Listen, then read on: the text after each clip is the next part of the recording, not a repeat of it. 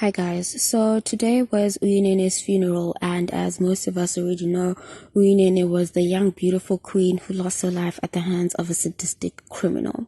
So the funeral was televised on ETV, and although I didn't watch the funeral, I saw some pictures online, and it looked like a really dignified service, and I'm sure Uyinene's soul was at peace knowing that she received such a beautiful send-off. So the reason why I didn't watch the funeral is because, to be honest, I kind of thought it was weird for them to televise the funeral in the first place, because I personally believe that a funeral is for the family members, it's for them to say their final goodbyes and pay their last respects to a family member that has passed on. So that was such an intimate moment that I don't think we should have seen on live TV, Granted that her disappearance captivated the nation and everyone was looking for her and worried about her, it still doesn't give us, the people, a right to look in on a private family moment, which this clearly was, even for me making videos about this, I feel really weird. That's why the first video I did, I just made it short and sweet. I didn't want to speculate too much because I was aware of the fact that Uyinene's family is more affected than I could ever be. So I wanted to respect that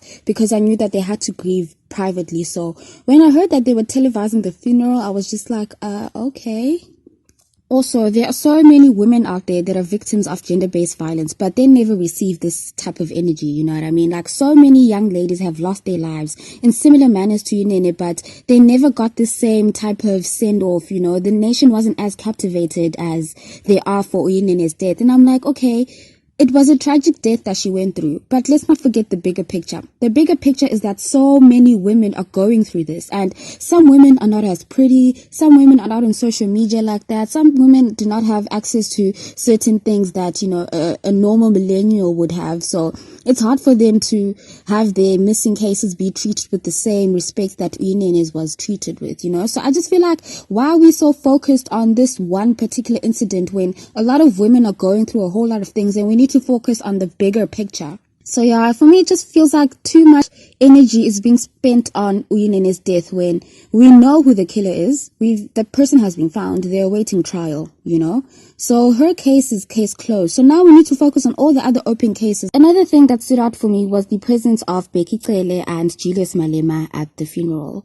So I'm aware that Bekicele was asked by the family to be there, but at the same time, he's the Minister of Police. So a whole lot of people are looking towards him to see what he's going to do, especially about gender-based violence and xenophobia, amongst a whole lot of things. So him being there was more about appeasing us, the public, instead of actually paying his last respects to Uyinene, because he didn't know her personally or like that, So I didn't really see the genuineness in his presence. Same thing with Julius Malema. We don't really know him as a politician that champions women's rights or speaks out about gender-based violence and things like that. So him being there is him playing the politics games. He knows that a lot of people were watching the funeral. So him being there is a chance for him to score points with the female audience for votes, And I know I'm kind of being a little harsh, but at the same time, when it comes to politicians, you kind of have to look at the bigger picture. Him being there, it was to show us, the female voters, that you see, I care, I'm here at the funeral. But before Uyinene's disappearance, what was he actually doing about gender-based violence? Nothing. These people are just playing a game, and I hate that they took advantage of Uyinene's funeral for them to do all these things on the sly.